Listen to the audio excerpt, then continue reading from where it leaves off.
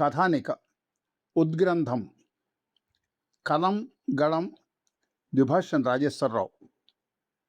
ఈ కథానిక 1979 విజయ మాసపత్రికలో ప్రచురితమైంది. కథ వినండి. నీ వరస నాకేం నచ్చలేదు, విసుగ్గా అన్నాడు రామ్మూర్తి. ఎందుకు నచ్చలేదు అని అడగలేదు అరుణ. నా మాటలు నీకు వినిపిస్తున్నాయా? ఈసారి మరింత చికాకు పడ్డాడు. వినిపిస్తున్నాయి అంది సాధ్యమైనంత మెల్లగా. వినిపిస్తే మరి సమాధానం చెప్పమే, తలబిరుసా? ఏం సమాధానం చెప్పమంటారు? అదేదో నేనే చెప్తే తిరిగి నాకే ఆ సమాధానం చెబుతావు కాబోలు, అంతేనా? కసురుకున్నాడు. అంతే అనలేదు అరుణ. అంటే కొంపలు అంటుకుంటాయి. అనవసరంగా భర్తను రెచ్చగొట్టి గొడవ మరింత పెద్దది చేయటం ఇష్టం లేదు ఆమెకు. తనలో భర్తకు నచ్చని విషయాలేవో అరుణకు తెలుసు. తను శుభ్రంగా ముస్తాబు కాకూడదు, తను మంచి చీర కట్టుకుని ఎవరికంటా పడకూడదు, తను అందంగా కనిపించకూడదు, మనసు విప్పి హాయిగా నవ్వకూడదు, తను మనిషిలా బతకూడదు, అతడు ఎంత మూర్ఖంగా మాట్లాడినా ఎదురు చెప్పకూడదు. ఎదురు చెప్తే నిర్లక్ష్యం, తలబిరుస్తాను అంటాడు. తను పేద కుటుంబం నుంచి వచ్చింది. రామ్మూర్తి కాస్త డబ్బున్నవాడు. తన అందానికి మురిసిపోయి తనను పెళ్లి చేసుకున్నాడు. తన అందం తన శత్రువు అయిపోయింది. తనకు ఏ విషయంలోనూ స్వేచ్ఛ లేదు. తను మరబొమ్మ అతని దృష్టిలో. అసలు ఈ రాద్ధాంతానికి కారణం నిన్న రాత్రి సినిమా హాల్లో జరిగిన సంఘటన. ఎవరో పోకిరీ వెధవ తనను చూసి నవ్వాడు. నవ్వినవాడు ఊరుకోక హలో అంటూ పలకరించాడు. వాడెవడో తనకు తెలియదు. తను ఏనాడు వాడి మొహం కూడా చూడలేదు. సినిమా నుండి ఇంటికి తిరిగి వస్తూ ఉంటే పాతప్రియుడా అంటూ అడిగాడు రామ్మూర్తి. తనకు ఒళ్ళు మండిపోయింది. అయినా కోపం అణుచుకుంది. వాడెవడు అన్నాడు మళ్ళీ. ఏమో నాకేం తెలుసు అంది.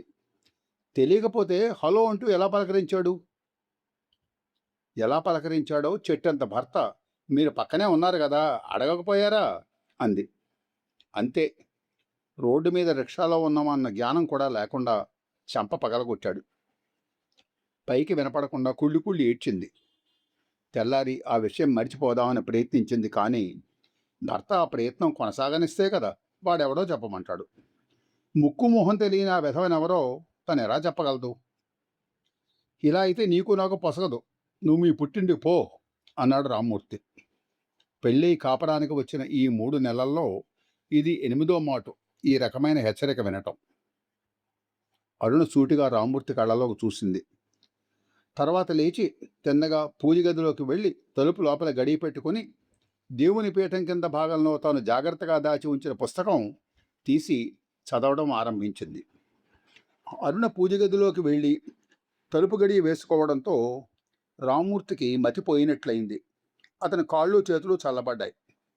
అతనికి తెలుసు అరుణ ఇప్పుడు ఏం చేస్తుందో. దేవుడి దగ్గర కూర్చుని అదేదో గ్రంథం చదువుతుంది. ఆ పుస్తకంలో ఏవో మలయాళ మంత్రాలు లాంటివి ఉండి ఉంటాయి. వాటిని తన మీద ప్రయోగించడానికి చూస్తోంది. తను గట్టిగా పోట్లాడి నువ్వు మీ పుట్టింటికి పో అన్నప్పుడల్లా ఆ గ్రంథం చదువుతుంది అరుణ. నెల రోజుల క్రితం వాళ్ళ అన్నయ్యకు ఉత్తరం రాసి ఆ పుస్తకాన్ని తెప్పించుకుంది. ఆ పుస్తకం ఎప్పుడూ తన కంట పడనివ్వదు. కానీ తను బెదిరించినప్పుడల్లా ఆ పుస్తకం దగ్గరికి పరిగెడుతుంది. క్రితంసారి ఇలాగే జరిగింది. ఆ వేళ నువ్వేదో పుస్తకం చదువుతావు కదా, అందులో మలయాళ మంత్రాలు ఉన్నాయా అంటూ హేళనగా అడిగాడు. అవేమిటి అమాయకంగా అడిగింది అరుణ. మంత్రాలతో మొగుళ్ళను లొంగ తీసుకోవచ్చుట అన్నాడు. మంత్రాలకు చింతకాయలు రాలుతాయా అంది. మరి ఆ పుస్తకం ఏమిటి? ఖాళీ ఉపాసన చేస్తున్నావు ఏమిటి కొంపతీసి? అతడి మాటల్లో మరింత ఎగతాళి. నా బతుకు అదొక్కటే తెరవై అంది మూతి చిట్లిస్తూ. రామ్మూర్తికి ఒళ్ళు మండిపోయింది. అరుణ సరిగ్గా సమాధానం చెప్పదు. ఆ పుస్తకం చదివి ఎక్కడో దాచేస్తుంది. ఆమె ఆ పుస్తకం చదివిందంటే రామ్మూర్తికి భయమే. మెల్లగా లేచి పూజ గది దగ్గరికి వెళ్ళి కిటికీలోంచి చూశాడు. అరుణ వ్యాసపీఠంలో ఆ పుస్తకం ఉంచి చదువుతోంది. అలాంటి స్థితిలో ఆమెను చూస్తే రామ్మూర్తికి భయం. ఆమె ముఖం నిండా ఏదో స్వచ్ఛత, పవిత్రత ఉట్టిపడుతున్నట్లుగా ఉంటుంది. అరుణ చాలా నిశ్చలమైన మనిషి. ఆ నిశ్చలతే రామ్మూర్తిని కాల్చుకుతుంటోంది. రామ్మూర్తి తిరిగి వచ్చి మంచం మీద కొంతసేపు ఇటు అటు దొర్లాడు. ఓ పావుగంట తర్వాత మళ్ళీ పూజగది వద్దకు వెళ్ళి కిటికీలోని చూశాడు. అరుణ ఆ పుస్తకం చదవడం ముగించి దేవుని పీఠం కింద భాగంలో పెడుతోంది. మీద పువ్వులు కప్పేసి సామాన్ సర్దేస్తోంది. తలుపు తీ విసిరిగా అన్నాడు. అరుణ మెల్లగా వచ్చి తలుపు తెరిచింది. నుదుట రూపాయి కాసంత కుంకుమ బొట్టు. కళ్ళు అరుణము దాల్చి భయంకరంగా ఉన్నాయి. పుస్తకం చదివేశావా? ధైర్యం కూడగట్టుకుని అడిగాడు. ఆ, పూర్తయింది అంది అరుణ నిబ్బరంగా. ఇంతకీ ఆ పుస్తకం ఏమిటో నాకు చెప్తావా చెప్పవా? నా నోటితో చెప్పడం నాకు ఇష్టం లేదు అంది. రామ్మూర్తికి కంపరం ఎత్తుకొస్తోంది. ముందుకు 2 అడుగులు వేసి నేను చూస్తాను అన్నాడు. ఆగండి అంటూ అరిచింది అరుణ. తెల్లారి లేచి స్నానమైనా చేయలేదు మీరు. పవిత్రమైన దేవుడి పీఠం తాక్కండి. నీరసంగా అడుగులు వేసుకుంటూ బయటికి వచ్చేశాడు. ఆ పుస్తకం తీసి అదేమిటో చూడాలన్న తపన అతనిలో అధికమైంది. రామ్మూర్తి తొందరగా స్నానం ముగించి దైవ సన్నిధిలోని కుంకుమ నుదుటి ఉంచుకున్నాడు. కాళీమాతకు నమస్కరించి పీఠం కిందనున్న ఆ పుస్తకాన్ని వణికే చేతులతో బయటకు తీశాడు. అరుణ పూజగది బయట కదలకుండా నిలబడి ఈ తతంగమంతా గమనిస్తోంది. రామ్మూర్తి ఆ పుస్తకం మీద పేరు చూసి స్థాణువైపోయాడు. ఇదెందుకు చదువుతున్నావు? కొంతసేపు పోయాక తెప్పరిల్లి అడిగాడు.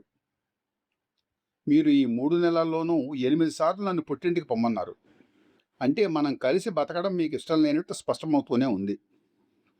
మీరు నన్ను వదిలేస్తే ఈ సంఘం నాకు ఏమాత్రం రక్షణ కల్పిస్తుందో, చట్టం ఏమాత్రం ఆదుకుంటుందో తెలుసుకోవాలి కదా.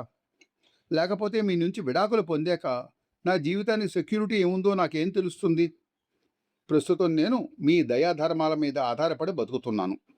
అది నిజం కాదనుకోండి, అయినా మీరు అలాగే అనుకుంటున్నారు కదా.